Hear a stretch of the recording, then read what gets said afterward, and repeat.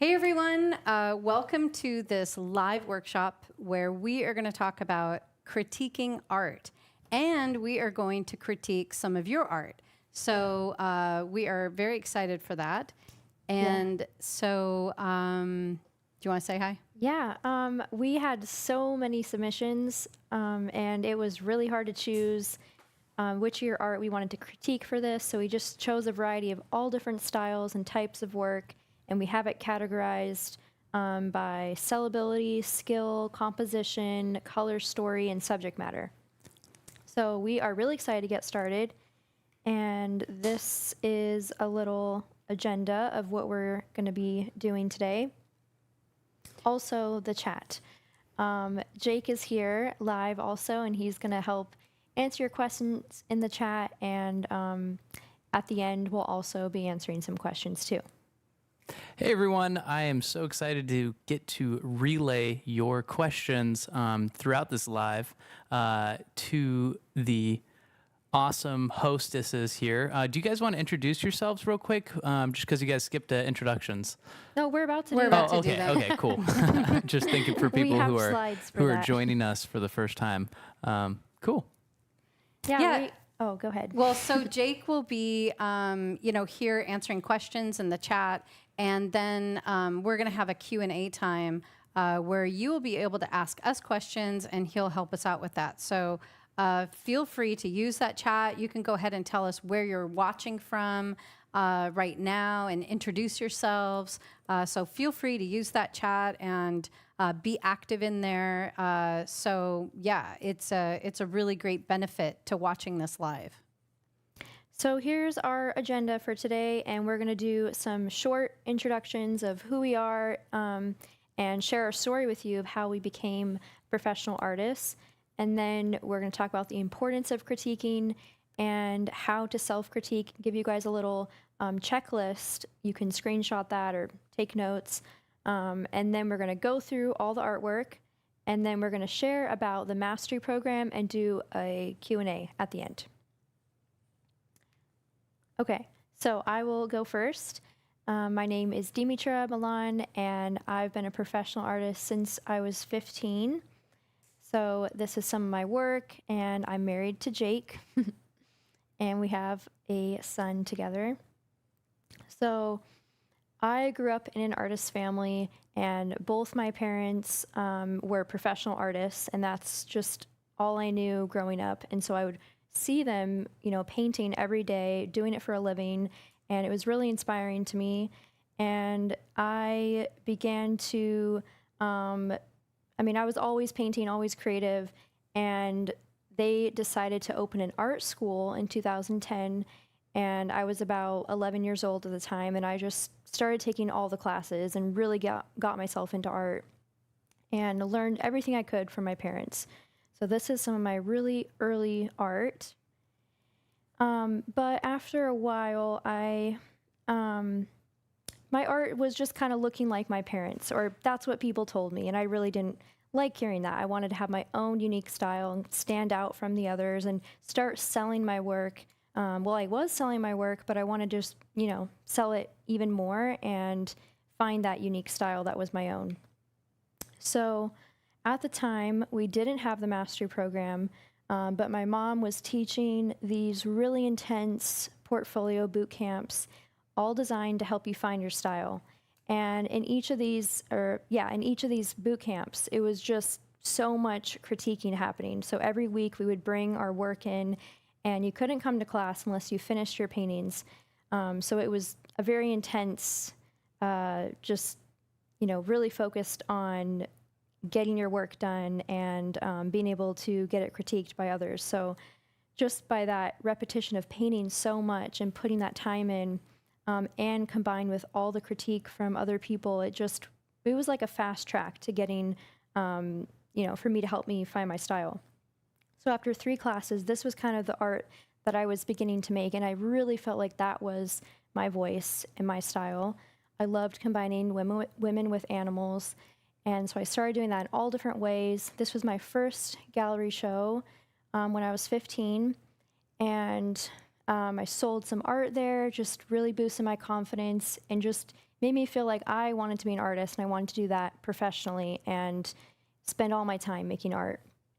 So from that show, a publisher in Hawaii saw this newspaper article and reached out to me, wanted to work with me.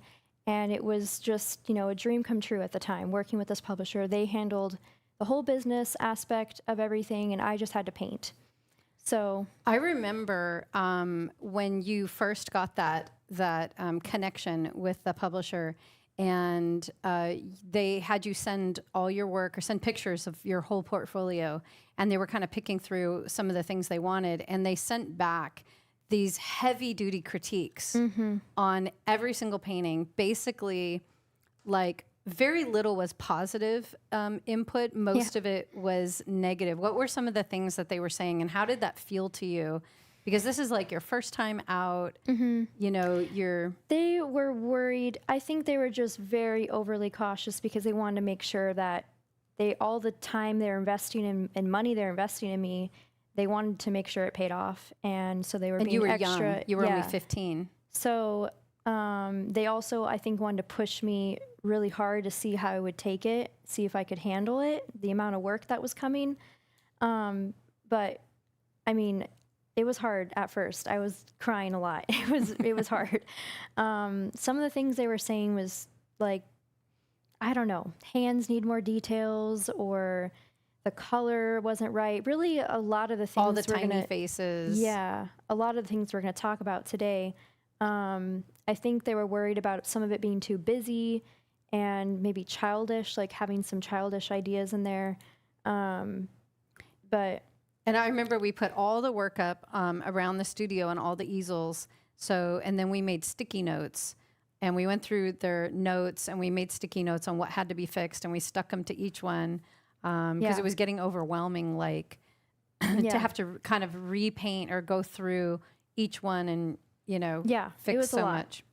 So, but all that really brought out the best in me as an artist, and going through that hard, like sometimes hearing critiques is just difficult. Like, I mean, as an artist, you're really sensitive, or generally people are more sensitive. So you have to put aside your feelings and ego and just really, if you want to get better, you have to accept the critique and just, it's a skill that you learn. So you can always get better in your skills. So I worked with the publisher for about 2 years, and I started to have a really cohesive style and voice happening because I was painting so much and producing 6 to 8 originals every single month. These are oil paintings, so I was, you know, painting 40 hours a week at least. This is some of my work. And then in my first year working with them, we sold over $1 million worth of art. They put my work in about 12 different galleries across the U.S. and then did a ton of limited edition prints and AP prints, which are where I, like, artist proof, where I paint on the prints. And then 2 years, so after 2 years of working with them, it was just getting to a point where I was, it was a lot of things combined, but I was at this crossroads of like realizing what I wanted to do with my future and my business. And I felt like working under them, I didn't really have autonomy in my own business. They were my boss and I had to do what they said. And part of it was just feeling really, I felt really restrained. I couldn't fully express my style and what I wanted to paint. And also, they really didn't believe in the future of where art sales are today. And we see it. That was years ago, but now I'm like seeing that it's all happening. And so I started really gaining a lot of followers on Instagram and Facebook, and started selling or wanting to sell to them, but I couldn't because I was locked in this relationship with the publisher. So I had to choose between that, and I went my own path and started to self-represent. And now I make a lot more money as an artist, and I'm selling or painting full-time and selling my work on my website. And now I'm teaching other artists to do the same with my mom. We have the mastery program and all different master classes, and we just love to help other artists follow their passion and start selling their work and have a career. This is some artwork today. Okay. Sorry, that was a little bit longer than planned. That's okay. It was interesting.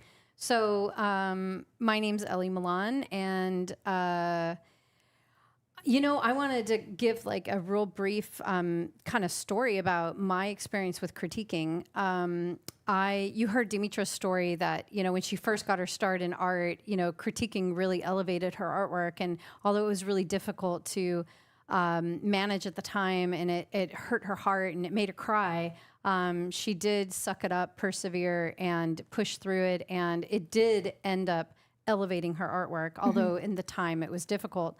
And my first experience with critiquing, and maybe, for you that's watching, you've had experiences with critiques, maybe in your local artist guild, or maybe you have a group of artist friends that you gather with and you critique each other's art. Maybe you've been to art school and they had formal critiques.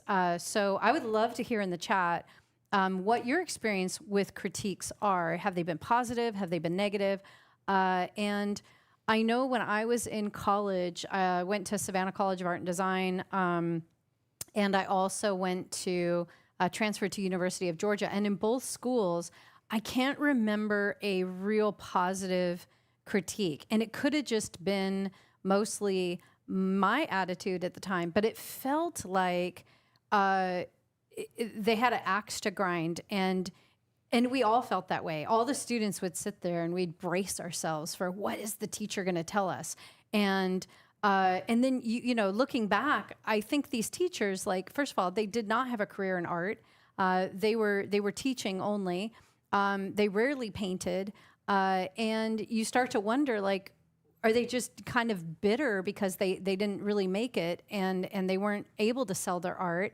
So they were just, out to squash the students. I don't know. But I remember multiple critiques where we would cry, students would walk out, they would leave. I remember this one critique that this poor guy, I mean, granted, his painting was terrible, but there's always a way to highlight, a strength. There's a strength somewhere in there. And then give good constructive criticism, all in the hopes of, on your next painting, here's what you want to do, or here's what you can do to fix it. But instead, he literally shredded the guy, like shredded him. It was horrific. And he got up, grabbed his backpack, walked out, and we never saw him again. I remember his name was Dewey. And we never saw him again. He dropped out of art school. And I think that's really sad. Now, okay, maybe he, needed more fight in him and he needed to kind of work through that. But on the other hand, a critique is not meant to be so discouraging or negative that it makes you want to quit. And so just so you know, today's critique is not going to be like that. We're not going to blow sunshine either. We're going to give honest critique about what we feel will make the paintings better, but it'll be something that you can grab a hold of, you can really apply to it, you can apply to future paintings, and it's important to know what you did right. It's important to know what works in a piece so that you can repeat your strengths and build upon those. And so anyway, I just wanted to throw that in there.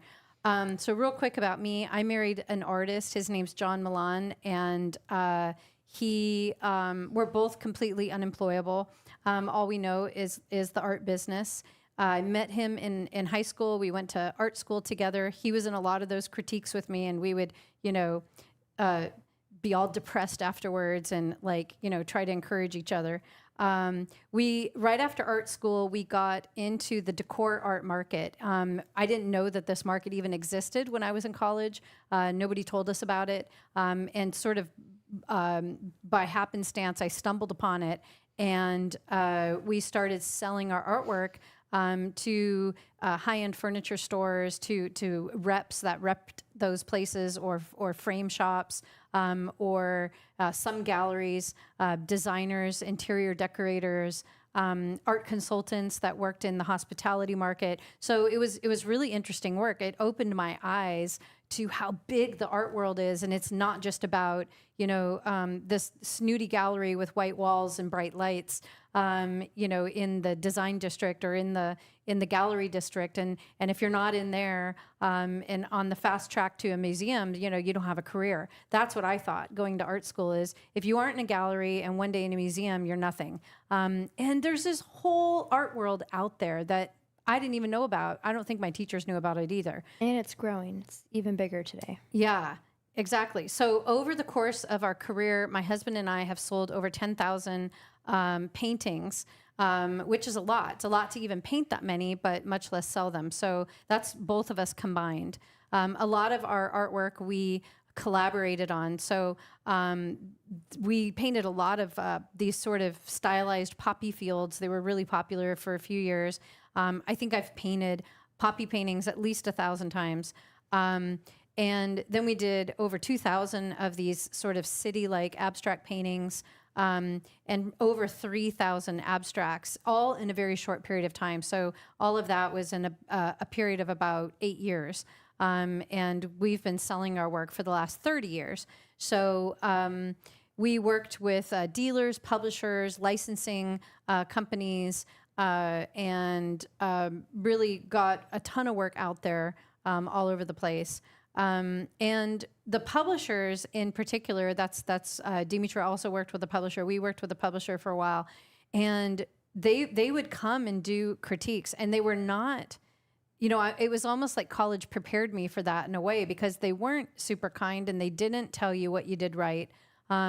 It was very all about, is this going to sell? And in the publishing market or the licensing market, you're casting a wide net. So there can't be too many no's. Whereas for fine art, original art, you're just looking for that one person that falls in love with it. But for publishing, it has to really appeal to the masses. So they were looking for anything that could hang somebody up or any cause for a no. And so they were extremely harsh in their critiques, but I learned so much. And unlike college, it didn't seem like they had an axe to grind and they weren't, out to get us. They would just very bluntly say, that's depressing, that won't sell. Stuff like that, just very blunt, remarks. I remember Joanne, one of the publishers that would come to our studio and walk through and critique things. Her sidekick or the person that she worked with, his name was Todd, and they would walk through our studio and she would look at something and she'd go, I don't know, Todd, when I look at this, I feel lonely. It just feels lonely. And she's like, and he's like, yeah, that's a no, or that's a pass right there. We're going to pass, and it was just like very, very blunt. And you just had to take it. I think probably one of the worst critiques though I ever got in my professional life was from this one dealer that John and I really wanted to work with in Canada. He was from Toronto, and we were living in Arizona at the time, and he came to our studio and was looking to maybe pick us up and represent us. So we weren't working with him yet. And he looked through our whole studio. He looked through all the stuff, didn't say anything, just looked very carefully at everything. I thought, oh, this is a good sign. He's looking very deeply, and I was getting really excited, that he was gonna take us on and represent us and get us into all these galleries and I just couldn't wait to hear what he had to say about the art, because I thought, well, if he didn't like it, he would have just kind of looked and went, ugh, and got out of there. So he was really looking very carefully. And then he came, to John and I, and he looked at us and he said, well, I can see you guys, work really hard and you have a lot of skill, but I'm just waiting for you to produce something that's any good. And I was like, oh my God. I just kind of looked at him like, okay, yeah. What does that mean? and so he left, and as soon as the door closed, John's like, oh, what a jerk. I'm never working with him, and who does he think he is? And it put this like fire in this fight in me. I was like, I will show him. I will show him. And sure enough, I think about a year later, we started working with him. and we showed him a bunch of artwork that he loved. And so he picked us up and he represented us, and we were his top seller for about 6 years straight. And he would go to New York Art Expo, and we were his top seller. So that's how that story turned out. So I think it's good if a critique does rile you a little bit. It's not the end of the world, and it will cause you to fight. It will cause you to really fight for that great artwork that you so desire to want to make. And I don't think that's a bad thing. It is painful. I've experienced it, but it really does something. Okay, I'm just like, Maybe fast forward. I know. Okay, so here's some more artwork. All right. Well, at some point, after quite a bit of success, a lot of artists were coming to us and asking us, if we would help them with their career. We would show them, how they could make a living selling their art. And we really didn't have a way to help them. It was really difficult, with no platform or no courses or a school or there was just really no way to try to help artists. Because what we realized is a lot of artists, it wasn't just so much giving them silver bullets or, quick insight that would, turn everything around for them. It was more about helping them develop a skill, finding their voice, and really getting a style together, building a work ethic that, and belief in themselves, and then knowing how to market and sell their artwork, who to contact, right, in the art world. And that wasn't just something we could do over a phone call or a 1-hour visit to our studio. So we wanted to help them, but it was just really difficult. So in 2010, we opened Milan Art Institute with that in mind. We wanted to help artists really be able to turn what they're most passionate about into an actual viable profession, because they've heard, so many artists have heard their whole life, you can't make it. You can't make it as a professional artist. You can't earn a living with it, starving artist, et cetera. And we knew it wasn't true because it was our life. And we were completely unemployable. All we knew was, how to be a working artist. So anyway, in 2014, we launched the Mastery Program, which is basically distilling everything that we know about building an art career into a 1-year program, including the skills. There's programs out there that talk about how to market art and things like that, but this is everything you need to know: how to find your voice, how to create artwork that sells, how to pick up those skills, and how to form all of that into a viable business for yourself that really works for where you live and what you like to do. So this is my artwork today, recent artwork. And I also want to say, Deitra and I, we still get our artwork critiqued. And we have this family chat. So I have 4 kids. And you saw that picture earlier with the horse, a family of artists. And all our kids are artists. And they're all actively painting. And whenever somebody paints something, we throw it in this chat that we have on Telegram, and we critique each other's artwork. And so, here you can see Dimitra's newest painting that she has. And Jake writes here that the only thing that feels weird is that red dot. And he's like, what is that red dot by the mouth? Is it? And so anyway, so there's this feedback that's helpful, that's like a little sticky point. It's kind of nitty gritty, but it's a sticky point. That's Jake's specialty. And then here's my daughter's, Daphne's painting. And I wrote back to her that where I circled there that it looks like her boob slid. And so, we're real honest and open with each other, and we don't need to like sugarcoat anything because we don't do the poop sandwiches. Yeah, we don't do the poop sandwich because, we know each other so well, and we know, Daphne knows I don't have it in for her. So, love it, except it looks like the boob slid. So, that's critiquing is really important. If you don't have your artwork critiqued on a regular basis by someone, I would submit that I I would propose that you're not growing as fast as you could. And so it's really, really important to create a community or be a part of a community where you have critique often. Yeah, So very true.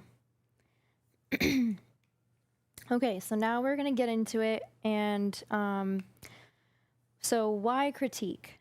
These are all the reasons why, like we were saying earlier, getting your work critique is just going to elevate your art and just really help you grow as an artist. And it's just so important. And learning how to critique yourself, and just when you're looking at a painting, trying to decide when it's done, or if you get stuck on it, how to overcome that. And so in the next couple slides, we have checklists of things you can check on, to see if your painting's finished or not. And also, it's going to help you get confidence as an artist so that you can go into any painting and just know that you'll be able to pull it off.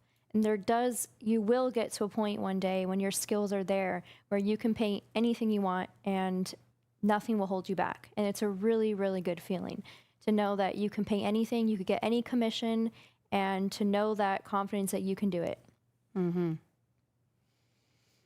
So when do you critique? And I would say that creating artwork is very much a right brain activity, right? You sort of go into la la land, and you're just kind of zoned out, having a great time, losing track of time, and you're painting, right? I mean, that's that flow state or that sweet spot that every creative wants to be in. And then in order to critique, it's an extremely left brain activity where you have to analyze and cognitively, with words, think about things on a very specific way. And it's sort of contrary or opposite sort of use of your brain than painting. So I have found for me, I've built a habit of, when I create a source to paint from, I critique that source again and again until I actually paint it. A lot of times in our critique chat that we showed you earlier, we'll put our sources in if we're not sure and be like, what do you think of this source, to just get feedback about it. So critiquing starts right in the beginning. You can't just grab a photo that looks great, or you went on this trip and there was a pretty lake and a sunset and you took a picture and you're like, I'm going to paint that. Like, you have to really examine what's wrong with the composition? How would you plan to fix that composition? Does it have enough depth in it? Is there a color story? What would be your color story? Like, you have to think of these things from the beginning. So critiquing begins before you even touch your canvas with paint. And it's in that planning stage of what it is you want to paint.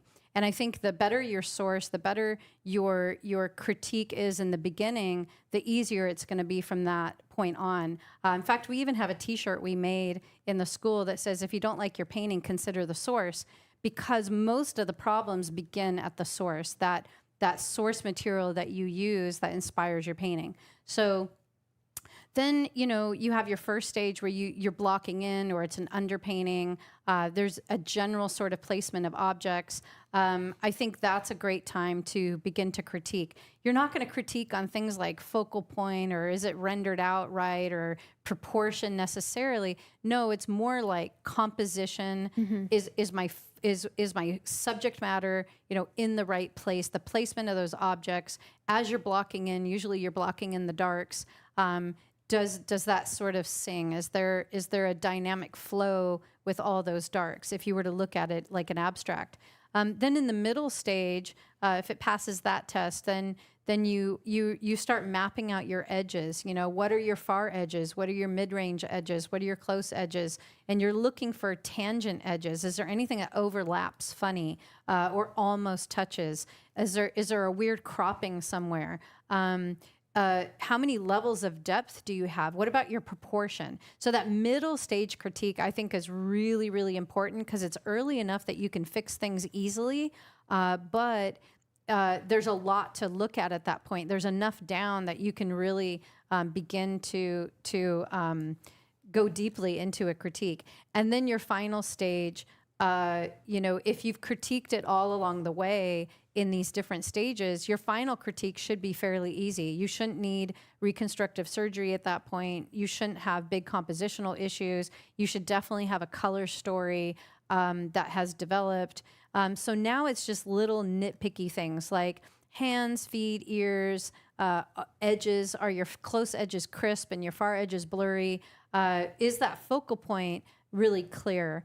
Do you have enough highlights? So I think highlights is the value differential, I think, comes in really strong at the very, very end, because you usually save your highlights for last, working dark to light. So if you're not sure about proportions or something looks funny, a tip is you can turn your painting upside down and really look at it. Also, with phones these days, you can snap a picture of your painting, and then you can have your painting of your source and kind of flip back and forth, back and forth, back and forth, and you'll really begin to see, some things that might be off.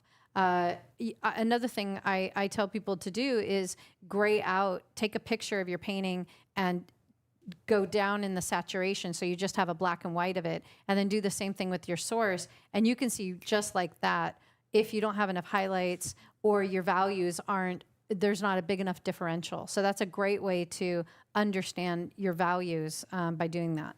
Yeah, that's a good point. I just threw that at you. So with all this, I think the main point is to be critiquing as you go, so that at the end you're not just like, oh my gosh, there's this huge mess and I don't know how to fix this. But if you're just all along the way, but it is this balance, because you don't want to get so stuck in your left brain that you're overthinking it all and don't feel that creativity. So eventually this just kind of becomes ingrained in you, and you just will do it automatically. And it's like this perfect balance of right and left brain together while painting. Yeah. So anyway, maybe some people in the chat, you guys can relate to that. But there does come a point where it feels very natural. So here's a checklist for you guys. You can take a screenshot or check your email. I believe this was emailed to you. So yeah, this is really, really good. Basically, if you have everything in this checklist, you're going to have a really strong painting. So I think edges are probably one of the most important aspects of your painting that make it feel finished and make it look really great. So you want to have variety in your edges, and then just variety in general. So in the shape, line, scale, color, brush strokes, the texture, resting spots, busy spots. You just want variety overall. That's going to make a really strong painting, especially with abstracts. So we do have a lot of abstracts in this coming up that we'll take a look at. Also color, depth, values, the focal point, composition is a big one, but that's definitely early on. You want to check composition. So all this is really helpful to have. And this checklist will help you know if your painting is finished. A big question that artists have is, I don't know when my painting is finished. If you run through this checklist and everything checks out and it's looking right and it all has the same level of completion, then odds are good your painting is finished. Yeah. Okay, so now we're going to get to the paintings, and we are going to do the poop sandwich technique. So we want to point out the things that you guys did right also, because that is important to know what you did right and what's working in the painting, and then also what needs to be fixed. Also, this might be a little different about this critique than another critique is we're really looking at sellability. Yes. Because we are.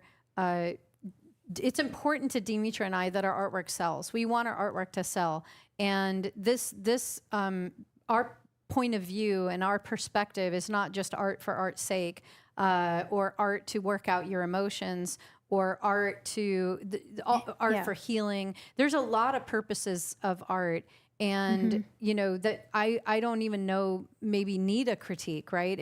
If you're just sort of working out your feelings and your art is for you, I mean, what's the really to critique? If it's working and you're getting those emotions, worked through, then great. But if you really want your artwork to elevate, to really work well within the elements of art, and so that for the end result of sharing it with another person, somebody else loves it so much they want to buy it and they want to put it on their wall and live with it to inspire them every day. That, is the framework of this critique. That is the context of every tip or suggestion that we'll give. It's how to make it more sellable, more shareable. And no matter how good it is, because there's some very good art in here, no matter how good it is, there's always something we can do better. I can critique Dimitra's artwork, and she's, in my opinion, a master. I mean, she's fantastic. And I can always find something. Jake, if I can't find something, Jake can find something. Jake can always find something. Jake is very, he has a very good eye. And I think same thing with you with my artwork. Yeah, There's always yeah. room for growth. So no matter how good of an artist you are, You're always evolving. Always. So if you're not evolving, then you're not growing, you're not getting better, and there's never a stopping point to that. So the first category here is all about color story. Also, I think everyone here, you guys are here because you want to sell your art. That is the whole topic of this. So, but that was a good point to bring that up. and if you've submitted your artwork, then you were to choose, like, what did you really want this to be critiqued on? So we chose paintings based on these artists wanted to know how is their color story. Yeah, we might go into the other categories if it needs it, but that's like the main focus. So this piece on the left, I think, is gorgeous, really well done. I think it is very sellable as is. And it's such an interesting color story because when you look at it, it's like this big rainbow of colors. And at first I was like, does that really work? But it does, because there's so much of that neutral kind of beige color in the background, and that dark in her hair is just grounding it. So plus now I'm seeing like all those flower petal lines, and that's just, yeah, it's bringing it all together. So you can have a very colorful painting like this, like the rainbow palette, but if you have enough of those earthy colors, or really white can solve that, then you can have all that together in the same painting. Yeah. I think it's really well done. The only thing I would suggest, if you wanted it to be more sellable and even better, is instead of sort of gluing or adhering kind of these mirrors or circles on there that all have the same edge because they're glued on, I think it would have been more sophisticated if those were painted on and they had different levels of depth. Maybe even some of them had different colors, or they were all one color that unified it, like every dot was red or every dot was yellow or something. But I think the fact that they're kind of glued on, it would make the buyer wonder, are those going to fall off? I don't want to buy something and then, Yeah. 5 years from now, it's like Julian Schnabel where we got falling plates. It's also hard to know in a picture, like what exactly, how she got those on there. I don't know. It looks like it's glued on, but we don't know. And then I think just one more thing before we move on. I think like how you painted the woman, really, really skilled. Like you have a lot of skill. The only thing is when I look at her hands, it does feel a little bit like you didn't want to do the fingers, like they're all kind of crumpled together. So just maybe showing one or two fingers a little bit, then I don't know, that would just put me at ease. Yeah, but Okay. really well done. Yeah. So for the next painting, also really beautiful, and it has depth. Like you definitely feel like you're going back into the painting, and Got all good those lily scale. pads. Yeah, the focal point's in a good spot. But overall, you do have a lot of the same colors everywhere for the lily pads. It's kind of the same green in Same all of blue. those. Yeah, same blue. Same purple. So just by adding more complements, which I can see like in this lily pad, there's some orange in there, or Which is some a good red. thing. Yeah, that's good. That will give it more variety. But instead of having this maybe like sap green color if you had a phthalo green or Mix it Meridian, up. or just try different greens. More color variation, transitioning color. Same for the flowers. And I think the value is all on the dark side. If you squint your eyes at it, it all looks like a very similar value, except for the white flower. So I think amping up the value differential and making the color transition more, so it's not all the same colors, Yeah. would really help this piece. Yeah.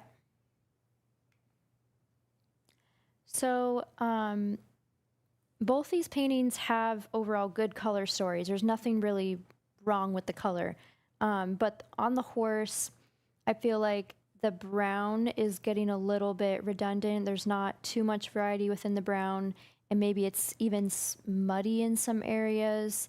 So it just looks like a lot of browns mixed with white. But you can create really rich browns by mixing complements together. So you can do like a purple and gold brown, or red and green, and just maybe even glazing some transparents over. And letting some of that color sort of pop here and there. To give it a more expressiveness. Yeah. Like the mane has almost like a hint of turquoise with a hint of the orange. I would just amplify that a little bit more and, kind of push the color story more. It's almost too subtle or too bland in the way it's represented. I think it could be amplified. Yeah. Also, with just, I'm noticing compositionally, the mane, it'd be much better if it went off the canvas. You don't want that space there in the background because it's looking like it's, tangent edge. yeah. So that's something we'll probably keep mentioning, is tangent edges. So that's when it's almost touching the edge of the canvas, but not quite. So it just gives kind of like this cramped, uncomfortable feeling subconsciously. So the painting on the right, I think the color story really works in this. It's a lot of, like, you have a lot of rich blue, and it's balanced out with all that like gold. I do think some of the blue should transition more because it feels a little bit like the same blue everywhere. So in the sky, you could add some complements in there. Anytime there's this big block of color that's all the same, it will look more lifelike. Like, this is a realistic painting. That's the style they're going for. But if you add more complements and just the opposite color into that bigger color, it's going to make it feel more lifelike. Yeah, particularly the water. I feel like it almost has that sort of, I don't know, same ultramarine blue, and it doesn't differentiate with the door or the fence. Yeah. And it blends right in. I think using all kinds of different blues to make that up would be better, a better way to Yes. transition the color. Yeah, totally. But great job overall. You have a lot of skills. It's really beautiful. So both these paintings, in my opinion, they're different artists, but I feel like there's kind of like this dingy muddiness happening with the color. So the piece. Some of that also could be the photograph. So we're Yeah. critiquing based on the photo we received. Of course, if you take it in different lighting, might be a little different. But this painting on the left, this color story works. The gold, turquoise, white, all those colors really work well together. The problem that I have with it is just it's so busy and it's all kind of on the same level of depth. So you need something going back and something else coming forward to have at least 3 levels of depth.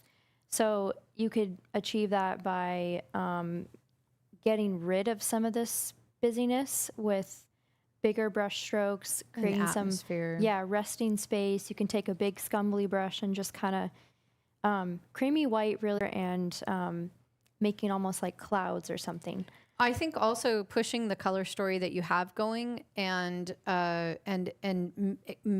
pushing the envelope with it and making more variety. Like, okay, we have this sort of turquoise teal green, but what if there was some lime green? What if there was some more bluish turquoise green?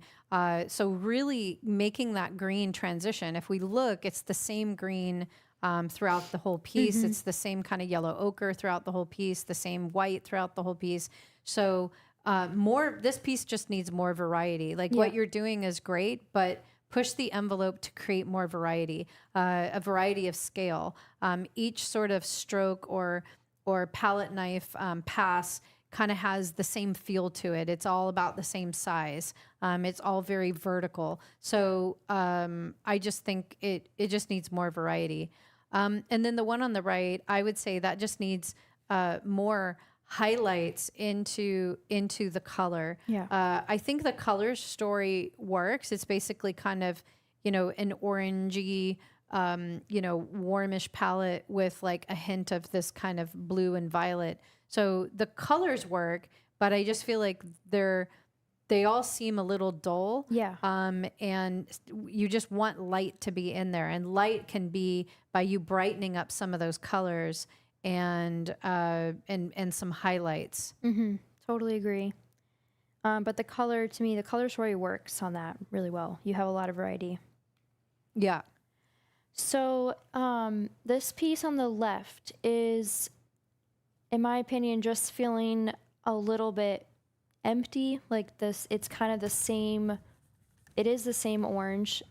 Maybe you subtracted it to get some lighter values, but that orange is just very dominant. So anytime you have like a very dominant color, you need a few more colors in there. You can have a mostly orange painting, and I see there's some blue here on the edge, but it just needs also, I think, more depth to it, and having maybe some atmosphere or I think opaque paint. To me, this looks like two different transparent colors. So you just need more paint on there, in my opinion. Yeah. To me, it looks like one color, and it's heavy in one and sort of lighter and more transparent and subtracted out in another.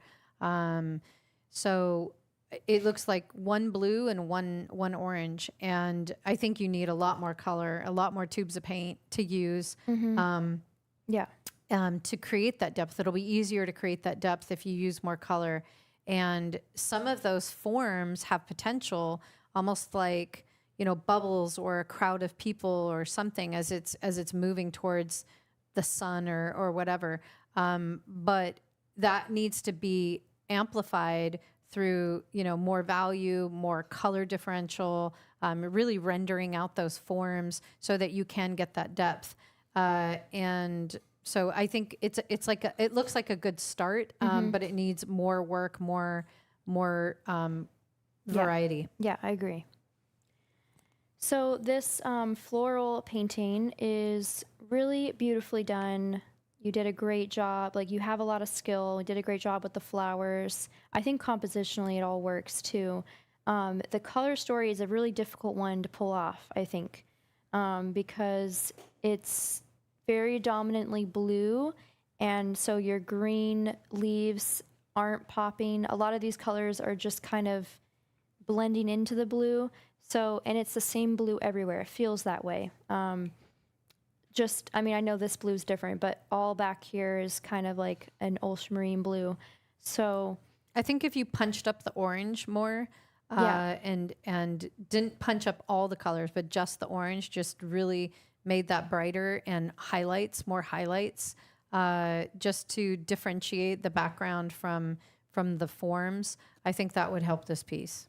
another thing that maybe should be on the checklist, but that just helps you know what to do with your painting if you want to know if it's finished or not. Does it work far away and does it work up close? That's really important. So when someone hangs it on the wall, it has to really work across the room, and then you also want it to be like so mesmerizing up close when they look at all the details.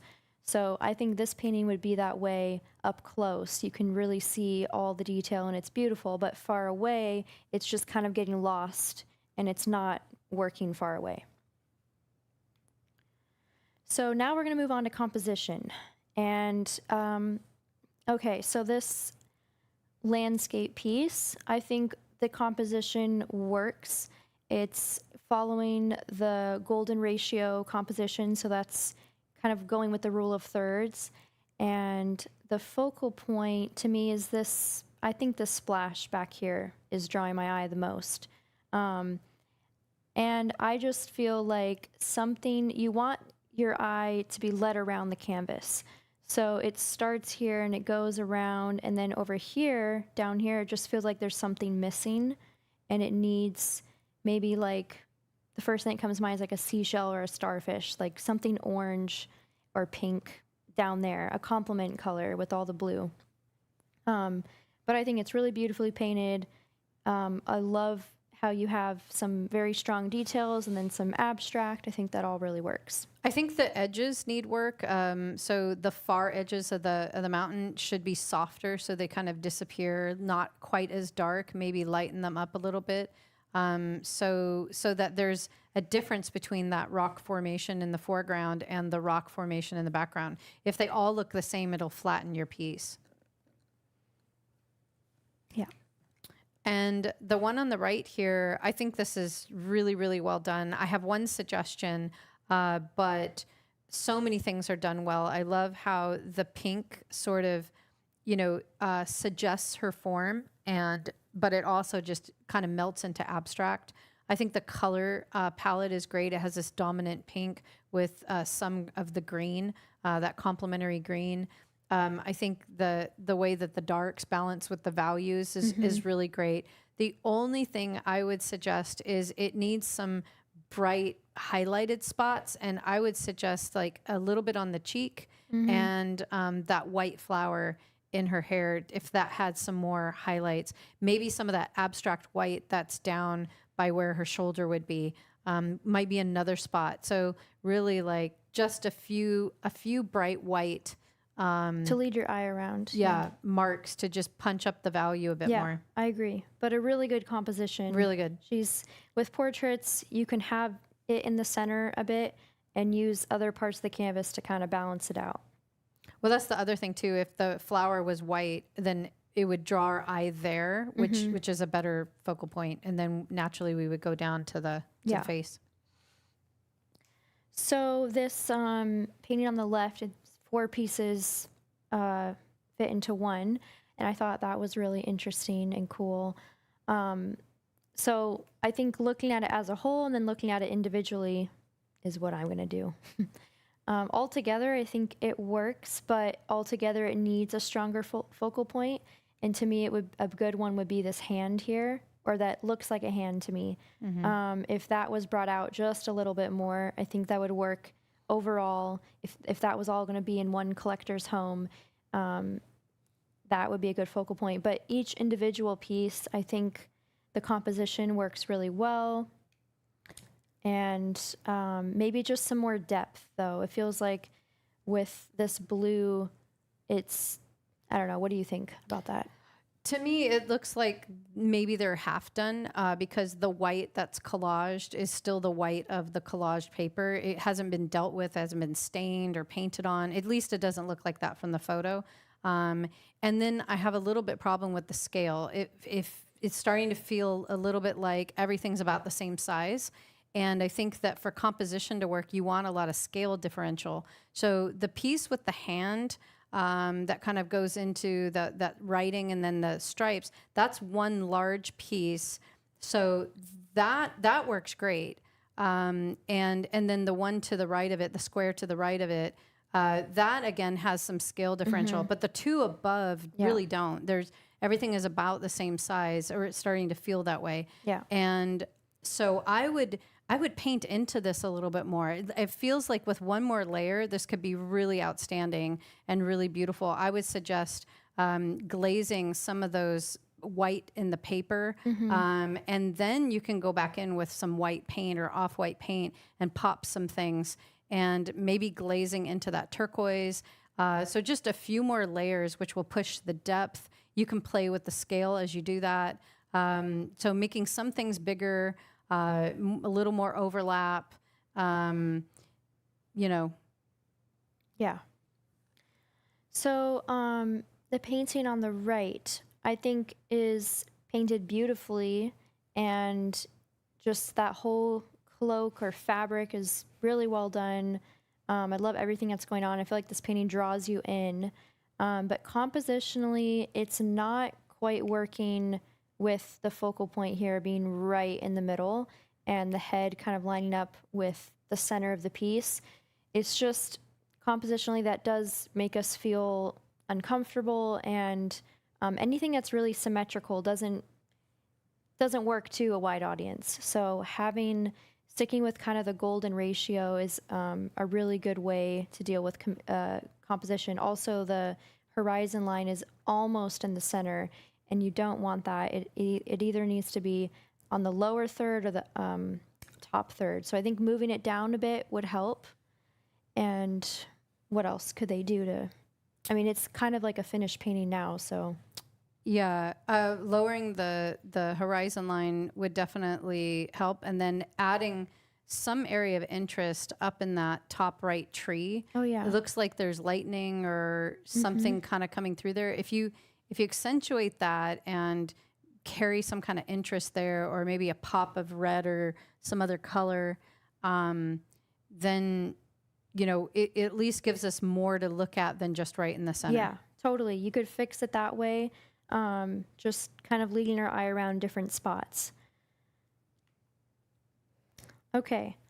The painting on the left, I think, is a very interesting idea. It's really makes me think about it a lot, like what story is being told. And I think compositionally, the main thing that stands out to me is just all the tangent edges happening with the plants almost touching the canvas. So I would just say having like this whole green part and the foot, well, it's kind of hard to change the foot. I don't know. I think some of it needs to go off the edge or be brought in dramatically more.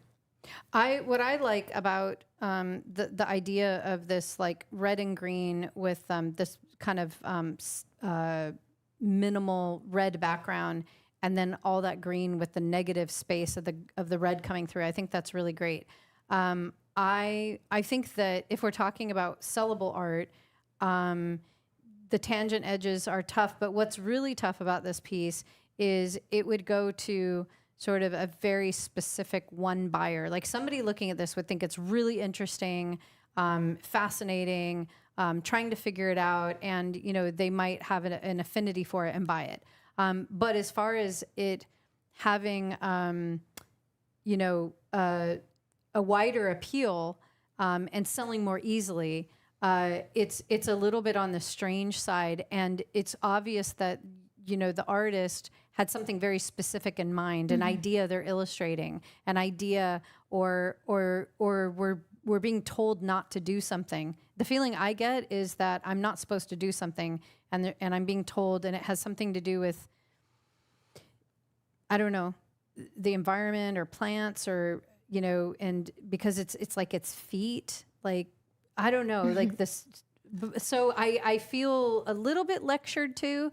And I think that that's something important you don't want to do as an artist. You don't want your artwork to come across that way, because people typically aren't going to buy something that they feel like, oh, I'm doing something wrong and I'm being lectured to. Yeah. So I think that the theme isn't open-ended enough. It feels like it means one thing and I don't quite understand it. So I'm starting to feel a little stupid. I think all it needs, because what I look at when I see it, I just want to see that message even more. So like, I think you could fix that if the message was more like a simple message, like in its lighthearted feeling. Like this painting could go towards more whimsical and lightheartedness, and it would be very sellable.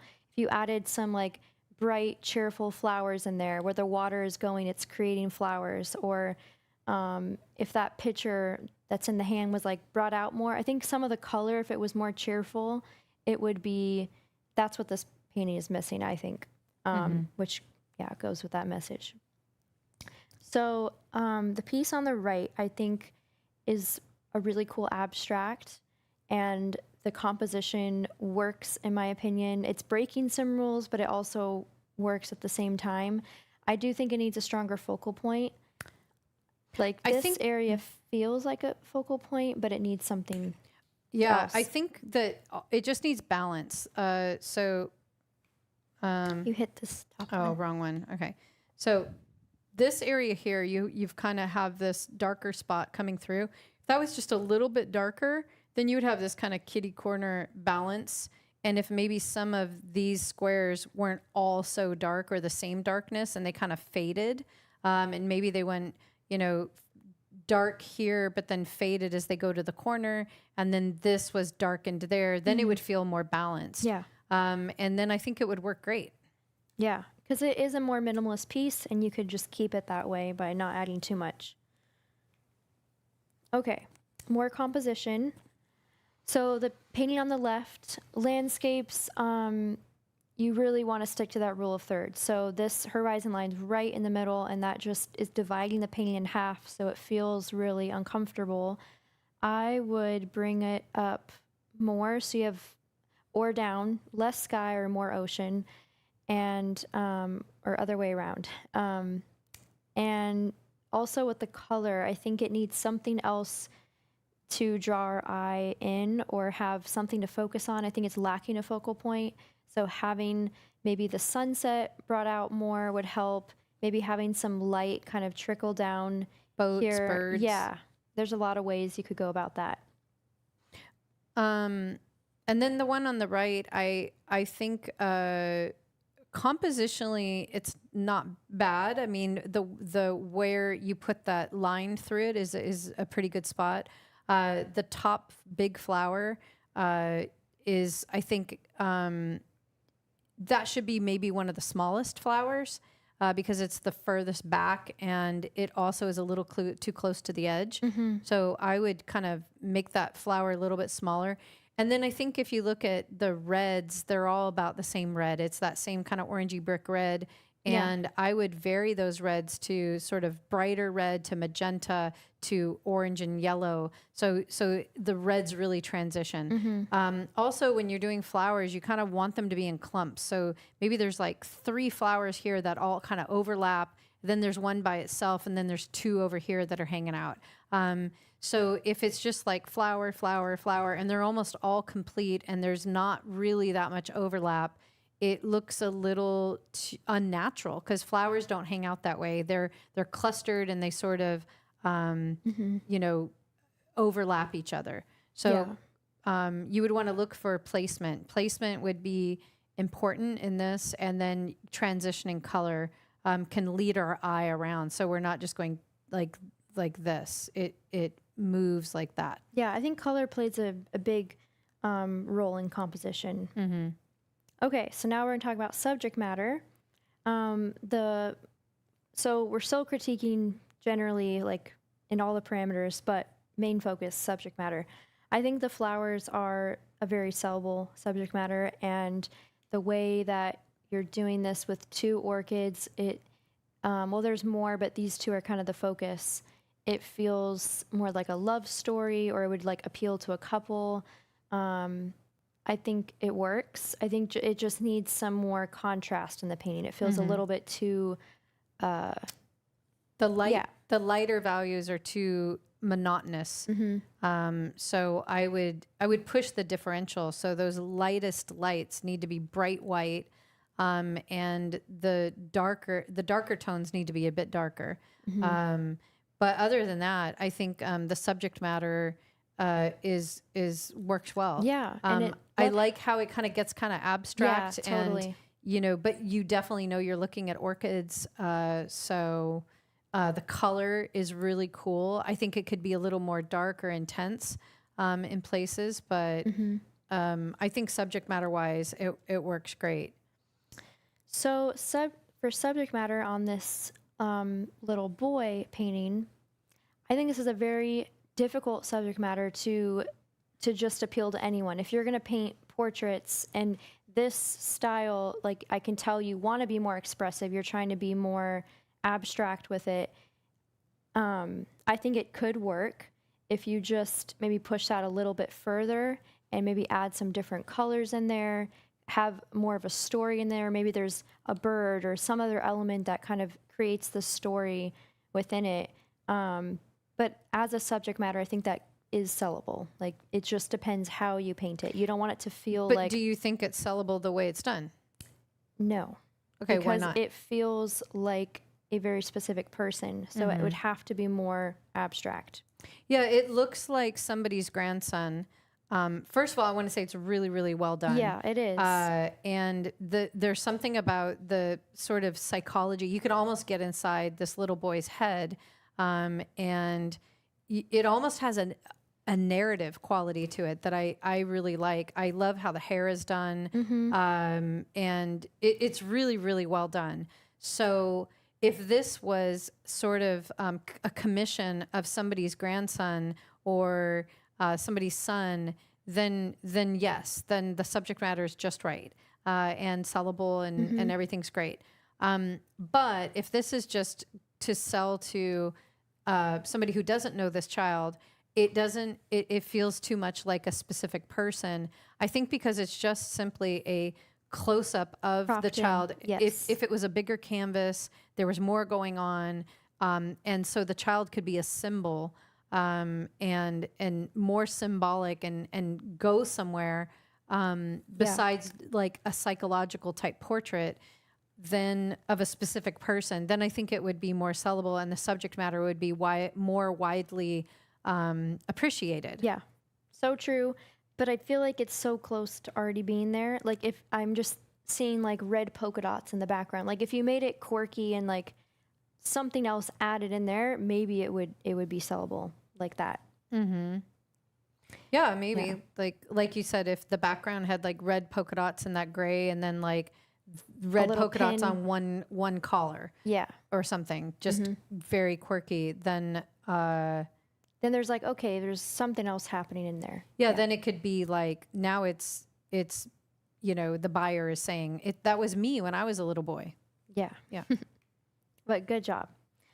Okay. I think with the bird painting, it's well done. The bird's painted really beautifully. The fence, feels like you can really feel that type of fence.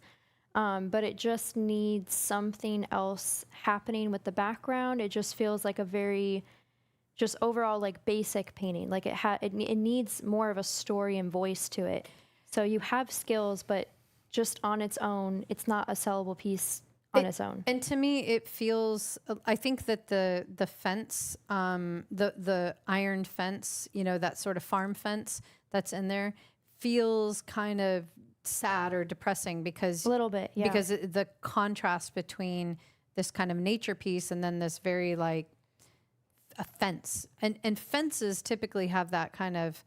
That's true. They As a communicate symbol. something. They communicate like you're not allowed in here, or I'm containing something.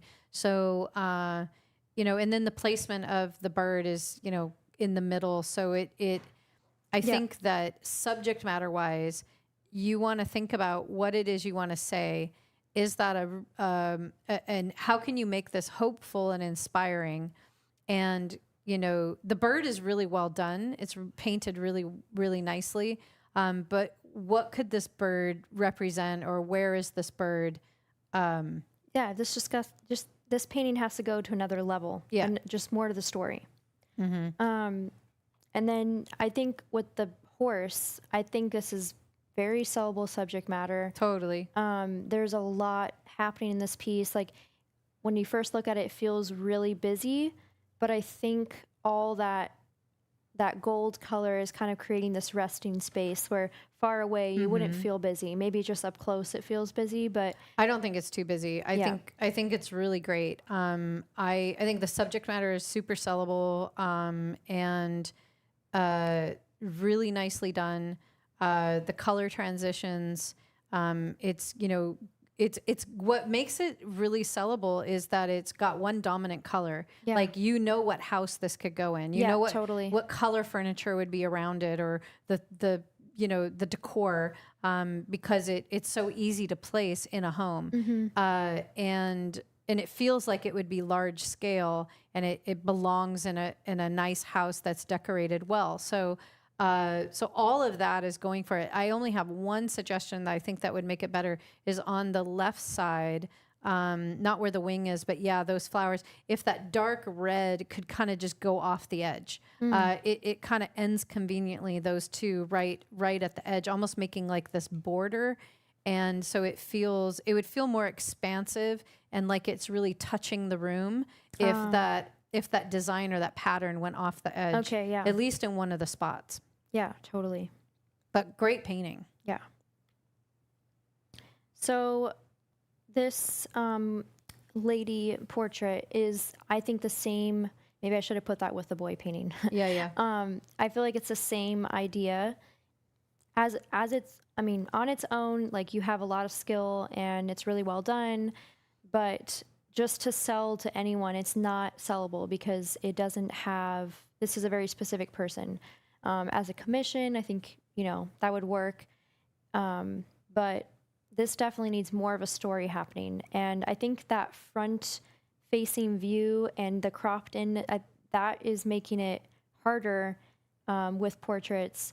You really have to find a specific pose, or that the pose of the portrait has to be saying something else for it to really transition into a symbol. But the colors, everything, I think it's really well done. And I think the subject matter of the one on the right is great. So if we're let's say grading on subject matter, really good. That sort of that's kind of where the portrait needs to go, right? Yeah. The portrait needs to go into this like story of something's happening. The one on the right does that. But the one on the right doesn't quite have the same level of skill as the one on the left. Yes. So so those folds in the fabric and everything, it kind of got a little muddy with the blue and the orange mixing. There isn't a lot of form there that's happening. It just needs a little more. The proportions look good to me, but it's not very believable that this is a dress that's kind of going into. I think you could push the envelope more with that and almost make like a Starry Night kind of idea of Van Gogh, where it swirls the other direction Into and the really sky. blends into the sky. Yeah. And then I would also vary some of that palette knife and the mark making a little bit more. And then finally, I think it needs more highlights. Yes, I agree. So, the horse, I think, has, now we're in skill. So skill-wise, I think the horse is really well done. You have a lot of variety with the brush strokes. There's thin, thick. The edges are real good. Yeah, you have good edges. I think just a little bit more attention to detail with the mouth and eye. It's starting to feel slightly cartoony here in the mouth. Horses are, I think, one of the hardest things to paint because they have so many angles that you have to get right, or it's not going to feel like a horse. So with the mouth, you don't want it to be round. You just got to get those angles in there, and it's kind of like this box shape. So I think just with the eye and the mouth, I think that would make it feel finished. And maybe this shoulder here, right? Mm-hmm. Yeah. Do you want to talk about the other painting? Yeah. So on this painting here, I think that the dress is really interesting. I like how the dress is and the proportions are well done. I think that this is like a source, maybe like a source issue. It just looks like her neck is kind of squatty, or like the head is floating. How it connects to her body isn't as clear as it could be. And I think it's the way that the tones are in the skin tones. So this elbow, foreshortened elbow, this is really difficult what you've done here, because you have foreshortening, you have sort of a light tone on light tone. I think that the texture kind of going through her face and her arm doesn't help a lot. That's not like, I think, a good place for that texture. Yeah. But I think if this arm that's foreshortened and coming towards us has more contrast to it, and it pops out more, and really, really comes at us, then we would see that the chest and the neck is behind it. And then this arm still has to be different. So all three zones, that arm, the chest, neck, and then that arm has to have some differences in them. And then it'll look like the anatomy will look better. And so what do you think of these flowers back here? Overall, what I think about this piece is she's trying to pull off this really complex idea with I don't know, mixing these two styles and the collage in there, but it's just not quite working because I think she just needs more skills on how to fit that all together because it can be done. But the flowers that are collaged, they're like real flowers. I think they just can't be left alone because when a buyer looks at this, you want people to feel like if it's a mystery on how the painting evolved and they don't know what you did to it, but it's just so beautiful. They don't know how you did it. But if you can look at that and be like, oh, they just glued that on there, then it just kind of brings down the value a bit and doesn't make it as mysterious. And so it's just harder to sell something like that. So I think if you painted all those flowers and you had more scale, and also the bottom feels a little bit muddy to me, or maybe that's just the picture. It could be the picture, but yeah, I agree. I think another thing is the texture. I think when it comes to skill, there's a real skilled way to add texture. Where it goes in the right places. There's a variety. It fits and aligns with the subject matter. I think the texture feels kind of chunky and like it's getting in the way of some of the form. Mm-hmm. But you painted the woman very beautifully. Yeah, I mean the proportions are well done. And the face is pretty and all that. How do I do this? Yeah. Okay, so on these two, it's kind of interesting that they're together because they're really opposite. Yeah. So I think that the one on the left has the potential to have this very stylized, almost naive quality to it. Whimsical.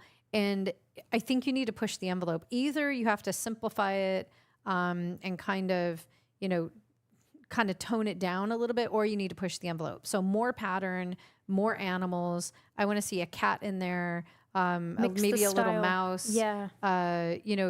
Kind of do what you're doing, but make it even more.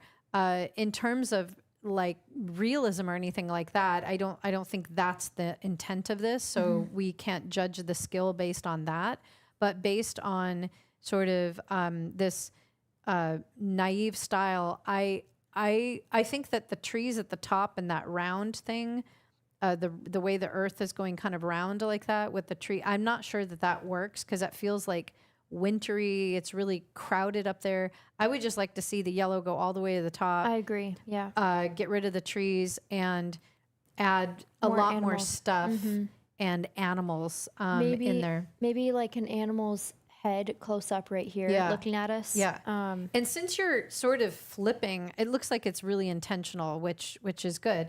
But the table doesn't sit flat; it flips up. So you're sort of playing with perspective, and that's what gives it that whimsical quality. I think you can really push the envelope there. Yeah, so I agree with all that. The piece on the right, you have a lot of skill. It's very, we can tell how to paint. The composition works. My critique would just be in the color. The color feels a little bit just kind of all the same, like here in the rocks.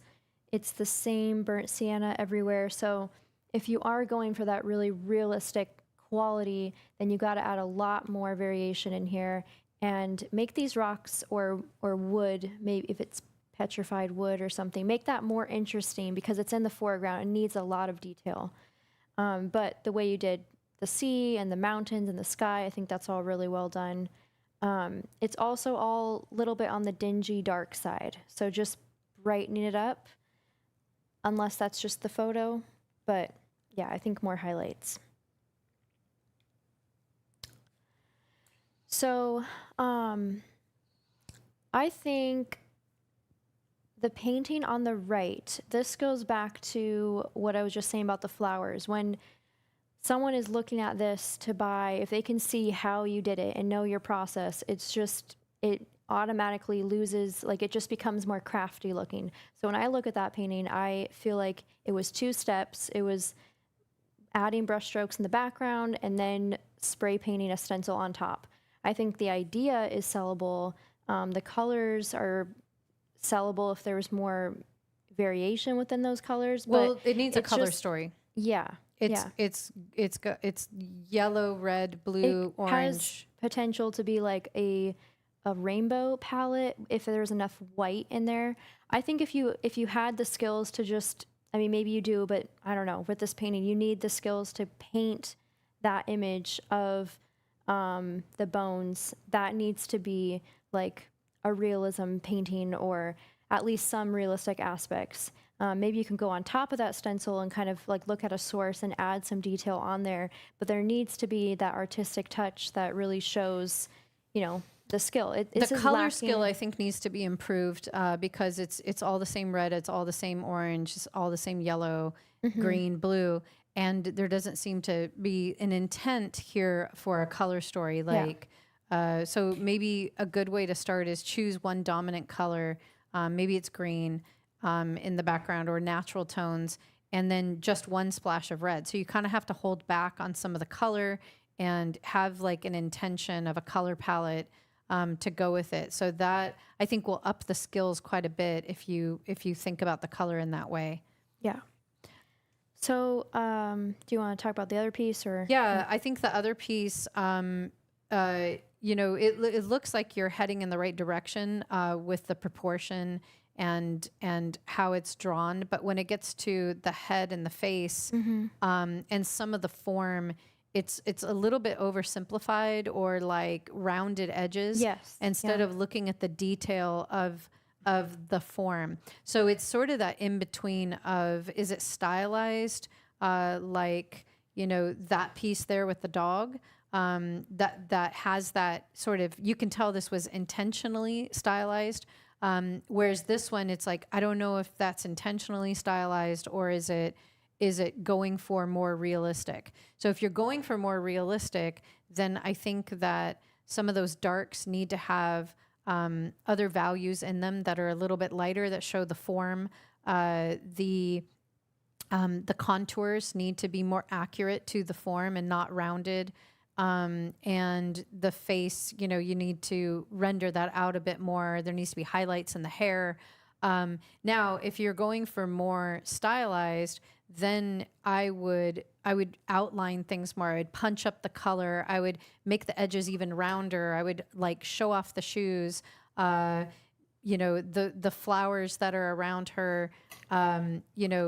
Continue them all throughout the whole painting, and have them go up so that it's a little bit more whimsical and we understand, oh, this isn't realistic. And because all those flowers almost look like the same flower replicated at least 3 times, and then another one that's 2 times. So I don't know if that's a stencil or what. So if it is, that's fine. But you would just want to repeat that a few more times so we know, oh, this is intentional, instead of, well, they had 2 different flower stencils and they're trying to make us feel like, it's realistic. So to me, I would push the envelope one way or the other for the skill to work. Yeah. So this is just something I wanted to put in there of, this is a student that, has just started with their school, and there's a lot of people, I think, in this category. This was her first portrait she ever did, the painting on the left. First time she ever did a portrait, and it happened to be an oil painting. So that is very, very difficult to pull off. And she started the program with like no experience whatsoever as a brand new beginner. And in just a few weeks, you can see that her skills have improved, her idea of proportion, her ability to get skin tone. The next piece is a self-portrait. And you can see in just a few weeks, it really jumped in skills. And so if you feel like skills are a weak spot for you, and you know that you need more skill, I just want to encourage you, don't feel depressed about that, or like, oh my gosh, it's going to take an eternity. I'm going to have to go to 4 years of art school, or I'm going to have to like sit in those boring classes and, paint still lifes. That's not really the case. in a very short period of time, you can increase your skills no matter where they are, even if they're average or they're decent. You can get to excellent, very quickly, or you can be a complete beginner and not be able to, draw a stick figure, and very quickly be able to start to see those skills bloom and blossom. And so pursuing skills, I think, is a very worthwhile thing. Yeah. Okay, so now we're going to do the last category of sellability. So this is just generally kind of all of it combined. Yeah, and guys, get your questions ready, because we're gonna have a time for Q&A, and Yes. we're kind of winding down here in the critiques. Okay, so this abstract, I think, could work as is, but just to take it further, I think it's really missing that, like, it Punch. needs more. Yeah, it needs more depth, though. I think it needs some background that's like really sinking back, and it's hard to say if this is acrylic or oil, but if it is acrylic, I think adding some cool oil paint in the background, like really pushing it back, is gonna help. And making the foreground come forward more will give it more depth. And how you can do that is by punching up the color. Choose a spot, choose an area, and make the color brighter and more intense and more saturated, and that will increase that differential. yeah, I feel like this area here with the focal point would be good. So the piece on the right, I think, is a sellable piece, but it needs like all the edges are very strict, or very what's the word? Very sharp. All the edges are very sharp.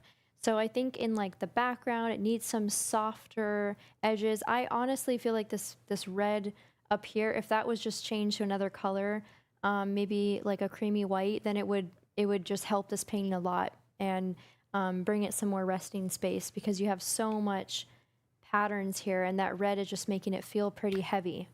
The problem with these sort of types of patterns is that it almost has to be echoed in the person's home. So if they were looking at this piece and they didn't have these types of patterns in their home, and they didn't have burgundy in their home, it would be a no. And so some of these patterns are kind of dated. And so when it comes to home decor, the squares and the dots and those round things feel, and the floral pattern, it feels a little bit, older. Yeah. And so to make it more contemporary, I would kind of go more in a mixed media route, and some of those edges would definitely have to be softened. Some of the edges can be harsh and stylized, like you have. I think adding more variety of skill and more variety of technique to this piece would make it more sellable. Yeah. So with this abstract, I think it has all the depth. It has good composition. The brush strokes are really interesting. I just think it is too much of a rainbow color palette for it to be very sellable.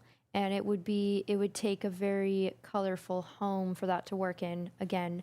So it needs more, I would just say like a gray or this beige color, something kind of, I would tone down the yellow at the top. Yeah, the yellow. And make that more purple or more turquoise or something. I even think the purple is too much. Like having, the purple feels like a very dominant color in this. So just, yeah, and yellow is a harder color to sell. It just is. Yellow and green are really difficult. Getting a color story, and getting a real sellable color story, you can go on Pinterest and grab a color swatch or a mood board. Yeah. And the proportions are already worked out and everything. And you could do the exact same idea, or just come in and tweak some of these colors according to that mood board. So it really is about proportion of color, and the variety of color, the color palette, and so finding something that already works out there and using that as your guide or your source in a painting like this, I think could really help this piece. So the subject matter is very sellable. The way you painted it, sellable. Yes. The whole idea, but what makes it not sellable is the color. Oh, and the cow. Yeah, and the cow, I think, is fairly sellable, but it would be, it would be in cow country or where somebody would want a cow on their wall. And so you have to think about who is your ideal buyer. What would the buyer be like? I love how you did the face of this Yeah, cow, so good. and with the turquoise and I just wish that the dark area at the bottom had as much attention or was a little more abstract and maybe not as dark. And the back edges by the thighs is too harsh. That needs to be blended and softened. Yeah. And that would make it more sellable. I think the colors making it very sellable, though. I think someone who is, this definitely caters to a like more farm audience, but Yeah. that is a sellable audience. Like that is a sellable piece. Yeah. Okay. This landscape, I think, really works in a lot of ways. The brush strokes, the color palette. The palette's very sellable, I Sellable. think, nowadays. The subject sellable. Yeah, it just, to me, feels... Like we're falling off the boat to the right. Oh. So I think if you just put one more little hill that kind of evened us out, or it feels unbalanced a little bit. Yeah, or got rid of the dark on the left. Oh, I think that grounds it. I like the blue. I- I think yeah. I mean, this could be softened for sure. I think in the foreground, though, some of these flowers just need to be different and like really Brighter. pop. And there's just like a grouping of pink and then a grouping of yellow, and it's like two sides. It kind of needs to come together more. I think even as is, though, it's really sellable. Yeah. So the piece on the right is extremely well done. Very, you have a lot of skill. You really know how to paint. But this painting I don't want it to sound too harsh. But it is a very typical subject matter. This is just... It needs a stronger voice. So many people can paint this. It's not really saying anything. So for someone to want this on their wall and just, admire it every day, there needs to be a story in there that they connect with. And there's really nothing that we can connect to in this painting other than say, oh, they're really good. Like they really know how to paint. So maybe I should have switched these paintings. But it's kind of the same with this fisherman. This would work as a commission, but it's a very specific old man, and not just anyone is going to want to buy this and put it on their wall. It's a very realistic, very specific type of painting. So there needs to be more of a story in there, something quirky. Like if you wanted to paint an old man, like it has to be something that everyone can relate to, or everyone feels like it's their grandpa. Or looser and more impressionistic. And so, it's not like, it almost looks like a rendering of a photo, a family photo. Yes. It looks like a very highly skilled watercolor rendering of a family photo. But I think if it was, looser, more expressionistic, there was more voice to it, more of a story, and it wasn't so specific to a person, like it was abstracted enough that, you couldn't see the features of the face. No sunglasses, like timeless feeling. Timeless feeling. Then it would be more sellable. As a commission, I'm sure it is sellable because it's well done. The painting on the left, the subject matter and the expressionistic quality of it makes it really sellable. The part that makes it less sellable is the color. I think that if the green became gray and the yellow became white, you would have something. Yes. Then it would be sellable. So that's a good plan. And when I say gray, I don't mean mix black and white together. Don't ever, ever, ever mix black and white together. You would make a gray from complements, or you would, just glaze it with a transparent black or dark over that, and that would kind of make it. I think you just want to gray it out. So, so you could take like, black and orange, or black and alizarin or something, and just less green, just more of a grayish green. Yeah. And then all that yellow in the top left corner make that white, creamy, buttery white. So turn it to butter color instead of kind of yellow and green mixing together. Okay. I think that's everyone. I mean, not everyone. That's all the choices.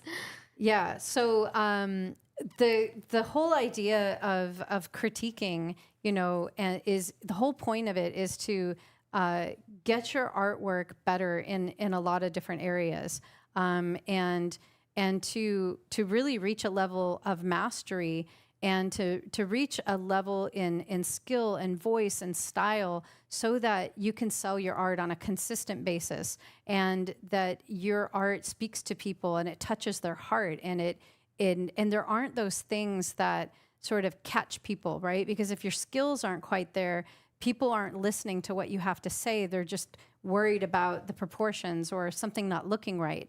So I think the first step is to really build your skills. And you might be really skilled in a certain area, like that watercolor artist that we just looked at. I mean, I'm assuming it's a watercolor artist, but I don't know. But the fisherman, I mean, she is very skilled. Those skills are great.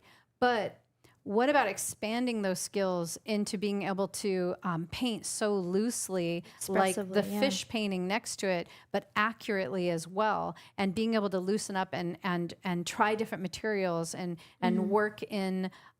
So having this wide skill set brings you freedom, and with that freedom, you're able to really find your voice and your style and how you want to paint, instead of just that default style. Because all of us have a default style, and it tends to be heading towards that realism or comfort zone. Yeah, it's a comfort zone. So you want to have a round level skill. I want to highlight this artist. Her name is Ritika Aurora, and Deitra and I both know her personally. She's actually, stayed at our house here recently.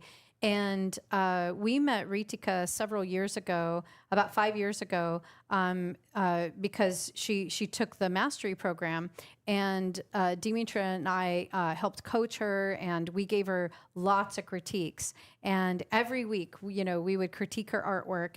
And I want to show you. This is her artwork before the mastery program. It's not bad, is it? Right? I mean, that looks like it's stylized, very stylized. It's not, natural or realistic. And her skill set was only in one direction. So a lot of this art that maybe we looked at, you can just see, okay, that artist paints just like that, and they can't paint any other way. And that was Ritika. The painting on the right, you can see the proportions are, it's kind of flat in some spots. So this is how she painted before. Then she took the program and started working on her skills. And you can see that just through adding brush strokes and varying her edges and working in mixed media and exploring different things, you can see that her work has changed, and it's softened, and it's gotten more easy to look at, I think. Yeah, and I mean, overall, this is expressing her true voice and like who she truly is. And if you don't have those skills, then you don't know how to express yourself. You don't even know, what you want to say in your art, because you're limited to the skills you have and what you know. But if you open yourself up and learn all these different techniques, then you can start to choose from strength how you want to, what you want to say in your work. And as far as Ritika finding her voice, it was for some artists it's really easy, and for other artists it takes more time. For Ritika, it took her a while. She's heading in the direction here, but it's not totally her voice yet, because she lives in India. She's from India, and she's had a lot of cultural difficulties, that she had to overcome. And there's a cultural standard for what art should look like, and that's ingrained in her, since birth, and it's all around her, and it's in everybody's voices, and her the feedback and the critique that she would get from her peers or the people around her. We're all saying the same thing, and so it was really hard in that environment, in that context, to find her true voice. What is it that she wants to say? Because she has to kind of go against the grain, and that might be true for you. That might be true for the cultural or art environment that you're in, and those are hard things. So she was trying to discover that, and she had other things that she had to overcome, and so this is her artwork today. And to me, if you know her, and this really feels like her voice. She really discovered gold and gold leaf and textures, and really explores that, and the women that she paints. And so you can see over time how her artwork progressed, and she really through skill and through in a very short period of time, just 5 years, and now she's selling in gallery. She's been in lots of shows in Dubai and Korea. She travels a lot. She puts her artwork out there all the time. She sells her artwork. And this was her first gallery here in the United States. And I think on opening night, she sold 5 pieces. And Wow. she was absolutely thrilled. And it was such a dream of hers to achieve, to be able to sell in a gallery here in the United States. That's so cool. Okay, so the first part of the mastery program is gaining all those skills. It's drawing with charcoal, drawing with graphite, learning value and how to really render form, how to draw in proportion very accurately. So we teach you all that skill that's so important, and drawing is really a foundation. If you don't know how to draw well, then it's very difficult to paint well.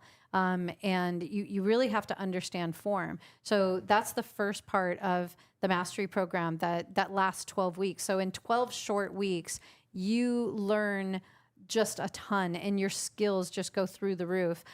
You sort of come into part 1 feeling like you want to control everything, you want to blend everything, you want to outline things. Maybe even some artists come in with a perfectionist type mindset, and as they go through these 12 weeks, they shed all of that, and they start to find real, true creative freedom, and they're not having to control everything and blend everything, and they're able to leave those brushstrokes that really describe form and that are expressive and really coming right from their heart, their soul, right onto the canvas, and they don't feel that need to blend it all in, but leave those brushstrokes showing. And that feels very vulnerable for a lot of artists, and it's like something that they can't do, and they want to cover it all up. And so in that first part of the program, as they're growing through all these skills, they're really set free, and their confidence just grows. And it's incredible to watch. It's incredible to see all these artists just really blossom.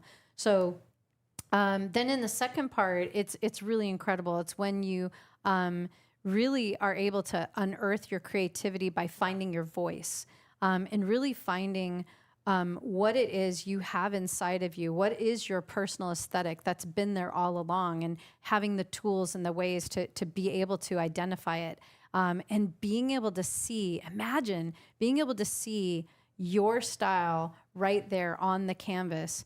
And every time you paint, your style is coming through. Because you have that skill set that's wide, and you don't have those limitations anymore. And you are able to work with all these different mixed media techniques and tools and supplies, and you know how to use all of them.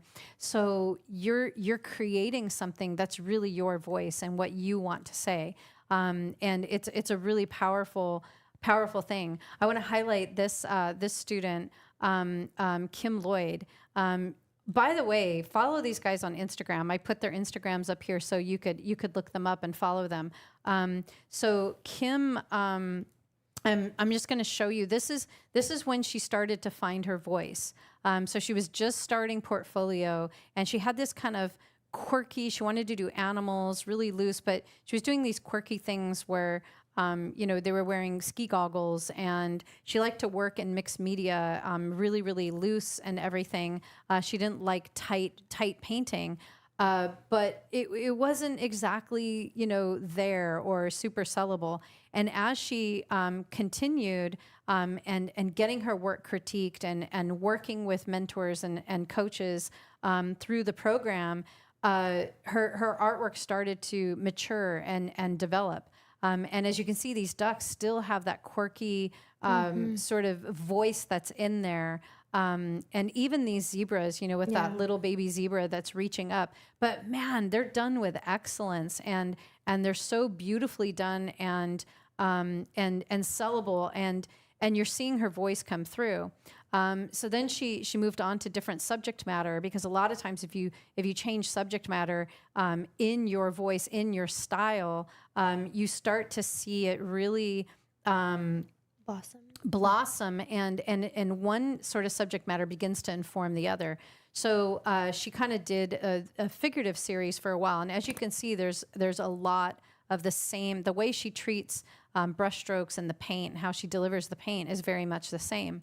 And then this is how her artwork is today, and where it's gone. It's still got that quirky funness to it, but you can see it's matured. It's really elevated, and it's really unique. I mean, you don't see this type of. It's so cool. Yeah, it's super cool.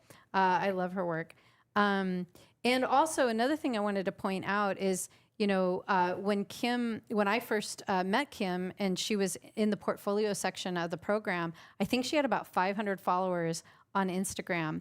And I kept telling her, just keep posting reels, just keep posting every day. And she would post, she'd go, oh, only like 2 people see it. Like I get 2 comments, and just keep doing it, just keep doing it. And today when I was looking at her Instagram, she had 12,000 followers. Oh my gosh. And this is just in a pretty short period of time, because that's crazy. She paints amazing. She posts all the time. So check her out. And she's now graduated from the program, enjoying her career.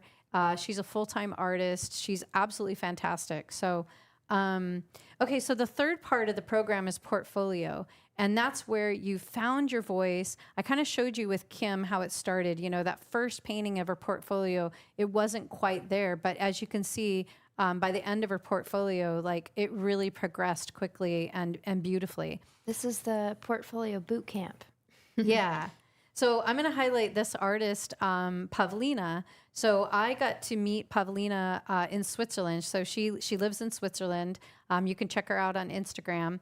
And this is sort of her portfolio transition. So this was a piece she did when she first started portfolio, and she was struggling. She was already trying to sell her art while she was still in the program, but she was struggling with the sellability of it. And I think she sold a few pieces, but it was hard, and it wasn't on a regular basis.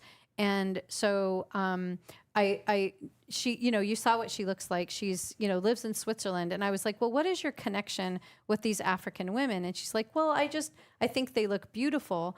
But it didn't seem like it was something that she was really connected to, or something. It was almost like she was holding herself back, and not really a part of her art, not allowing her voice to really come through and paint more personal imagery that really was relevant and personal to her life. And that's a big part of your voice, right? Is to paint what you're passionate about, and to paint your aesthetic, and not just something you admire from afar. But like your experiences too. Yeah, and your experiences. So this is, where her breakthrough began to happen in portfolio. And she started to produce pieces like this. And she realized how much freedom really meant to her, and breaking free, and that became a strong theme in her artwork. And she's done all kinds of things like mountains and landscape. She paints all kinds of different subject matter. And then this is another direction her artwork went in, and you can see it's the same style, but it's gone in different subject matter. And now she's sold more than 20 pieces in just the last few months because she began to really connect with her artwork. And that, as you can see, made her style really come out and come to the surface. And you know, she just graduated. I'm going to actually see her in Italy. She'll come to Italy for the graduation of the mastery program, and I'll get to see her again as she graduates. So the final piece of the mastery program is marketing and knowing how to promote yourself and really sell your artwork, how to build a personal brand and create a marketing strategy that works for you. As you've heard from Deitra, you know, she worked with a publisher, and that marketing strategy didn't work for her. Because she felt like they were her boss. She wanted to own and command her own business. She wanted to self-represent. There might be other people that's like, oh, I just want to work with a publisher who's a boss and just tells me what to do and I just do it, right? Everybody's different. So we show you in the mastery program all the different paths that you can take as an artist. You know, if you were here in the beginning, I told you about, I started out working in the decor market. I didn't even know that existed. I didn't know there was a hospitality industry and that there was art consultants that work exclusively for that industry and look for artists and people to work with for that industry. I didn't even know that. They didn't tell us that. So the art world is huge and wide. And I would say one of the most incredible things about the mastery program is when you first start out, you know, you're like, you hope that you can have a career in art. You hope that it can happen for you. It's something you've always wanted. You've always wanted to be a professional artist. You've always wanted your art to be seen and known and heard and for people to appreciate it and buy it. And so a lot of people start the mastery program with just that hope that that can happen. But then as they see their skills increase, they're like, wow, like I think I could really do this. And then they find their voice and their style and they see their portfolio coming into form and they're like, oh my gosh, I really can do this. And then in the marketing section, you see the way. And suddenly the art world is demystified and you see all these paths you can take and how big it is and how much money is in it and how many people are really buying art and all the different ways they are buying art. And you don't feel like you're on the outside anymore. You don't feel like it's this mysterious quandary of how do I sell my art? It now becomes more like, okay, this is the work I need to do to sell my art. This is the path I'm going to choose because it seems right for me right now, and I'm going to go down that path, and I'm going to do the steps, and I'm going to contact the right people, and I'm going to show my art, and I'm going to really create this portfolio that's amazing. And so you see the way and how possible it is. And so I think that that's really empowering. I think that that's something that artists really need today. They need to know that they can make it and that it's more than possible. And that the most important thing is you are in control of that. It's not about luck. It's not about talent. It's not about, making sure you meet the right people or you're in the right place at the right time. It's 100% your efforts, your work, what you're willing to do, and consistency of doing it. And that, to me, is very empowering. Yeah. Basically, if you want it, you can do it. If you really want it, you can do it. So, I don't know. I got all, what are we talking about? Yeah, and the great thing is, in the mastery program, you're not alone. We've been talking all about critiques, all about critiquing artwork.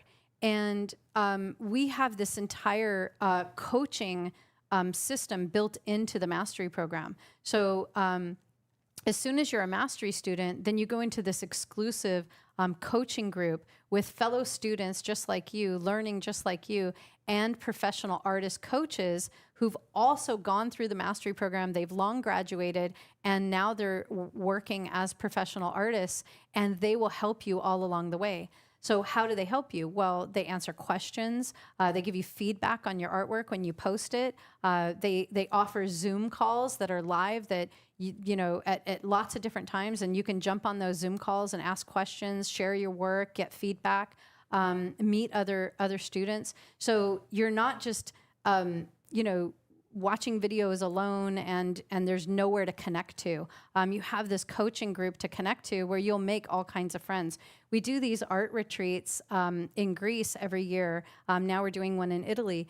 And the students are meeting each other and they know each other from their coaching group, and then they meet in person, and it's like they're lifelong friends because they met and they all went through the mastery program together. So it's really amazing. I don't know. We probably want to get to questions, huh? Yeah. Question and answer. I don't even know if we went over or what. I have no idea what time it is. I don't either. Yeah, let's answer some questions. Okay, awesome. So we have Clouds of Sunset asked this question about the mastery program a little while ago. She said, my question about the mastery program is the following. What are the advantages of phases 1 and 2, parts 1 and 2, about drawing and basics of painting for artists that are more advanced than complete beginners? Thank you.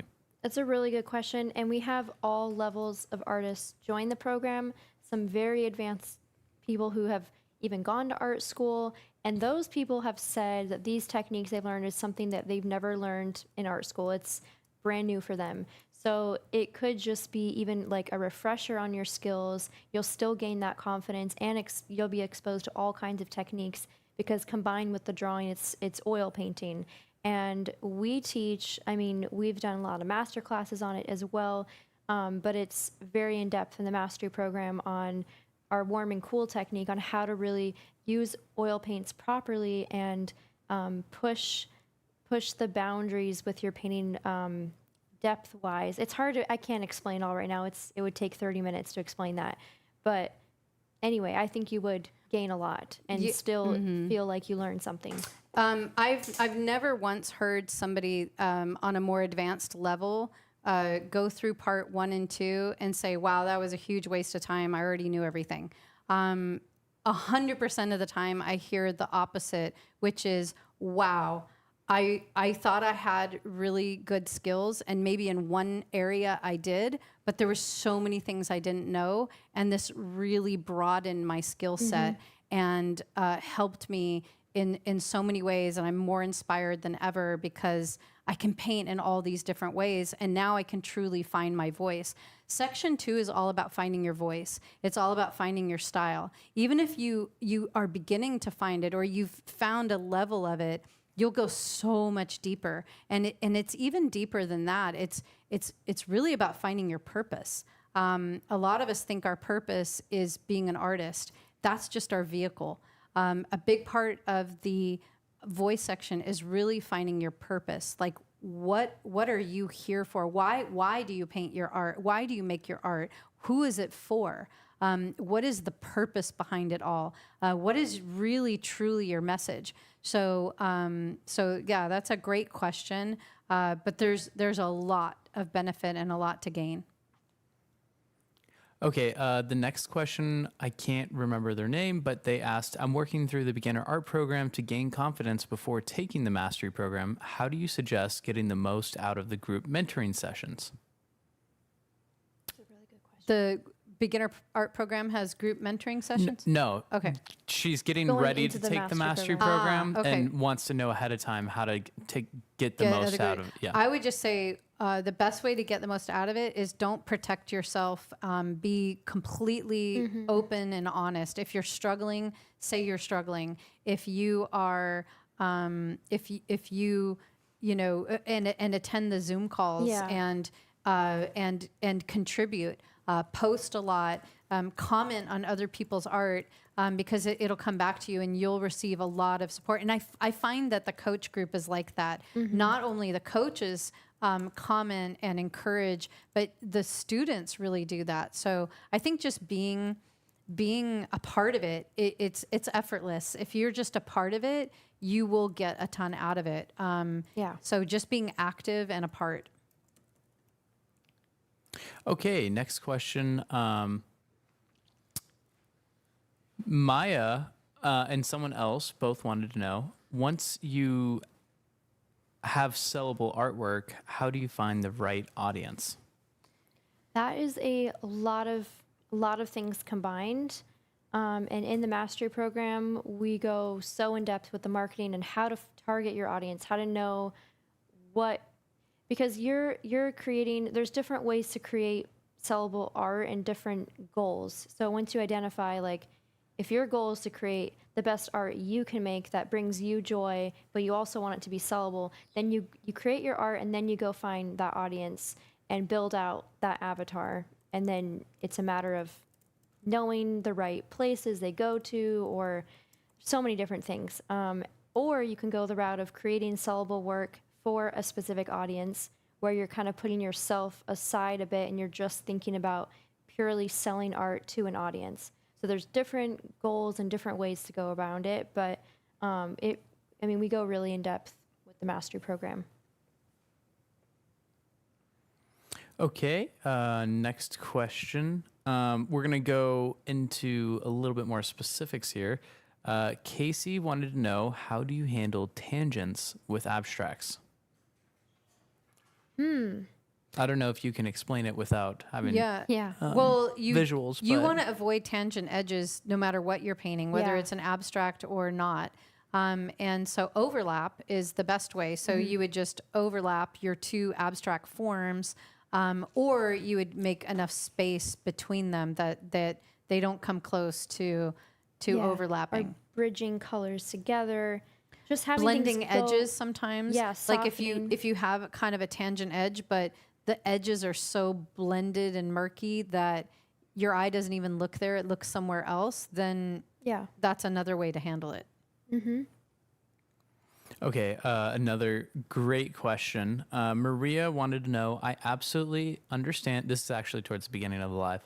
I absolutely understand the purpose of critique. However, where do you draw the line between how much the critique is changing your piece for the better and having to compromise your authenticity?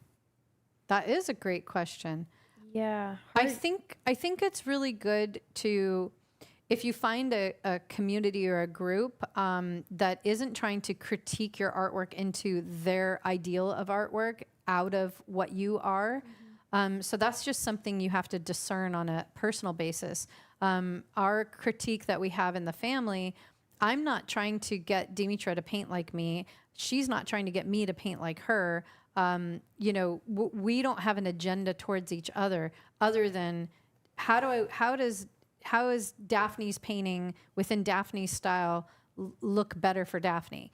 How can we help Daphne be more Daphne? So I think that's number one, is trusting the people that critique your artwork, that they are giving advice that helps you to better your voice. Yeah. Sometimes asking other artists that are more skilled, it really helps.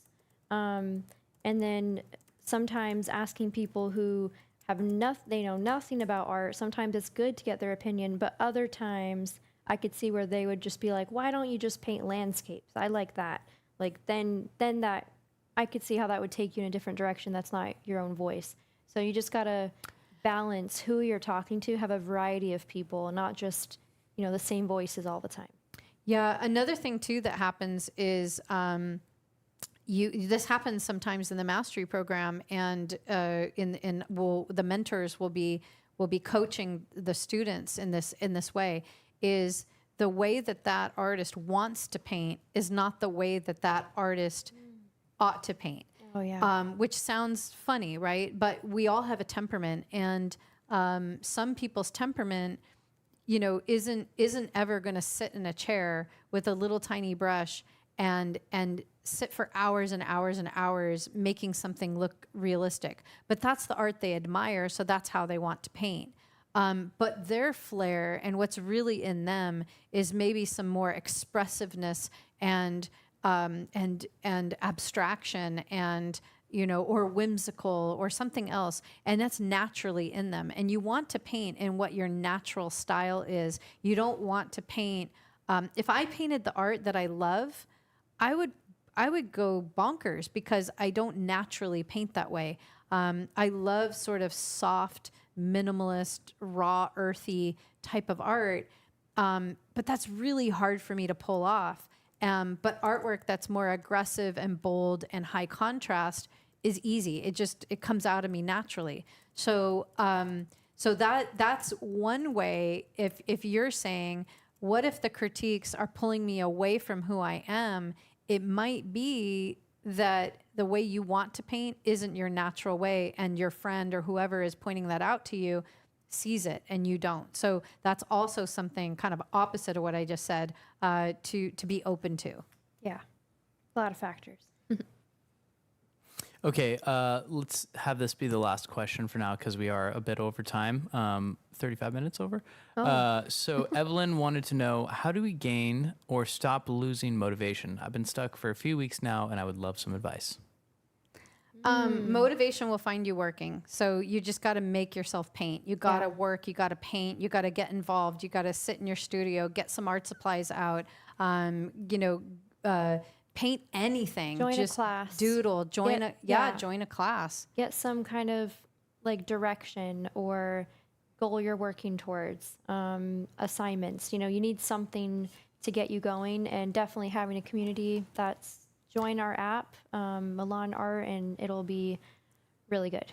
You should join the mastery program. So if you are interested in the mastery program, what I suggest you do is click the link that Jake's going to put in the chat, which takes you to the wait list. So what the wait list is, totally free. There's no obligation. But what it will do is get you into the prep course. So when you take the prep course, which you can access on our app, there's all kinds of incredible content and lessons and instructional videos on there that you can go through. It'll teach you how to set up your studio, how to build a easel from scratch, how to work with time management, right brain exercises that'll help you with drawing. There's all kinds of cool content there for you to discover. So if you are interested in the mastery program, that is what I recommend you do, is go on the wait list, and you'll be the first to know when registration opens, and you'll get that great content. Yeah. Well, we had a lot of fun with you guys today, and sorry we went over the time, but got caught up in the moment, sharing stories. And I think that critiquing is really important as an artist, to just keep you growing and to just take your art to new levels. And we are excited to see you all next time. Okay, thanks, guys. We'll see you.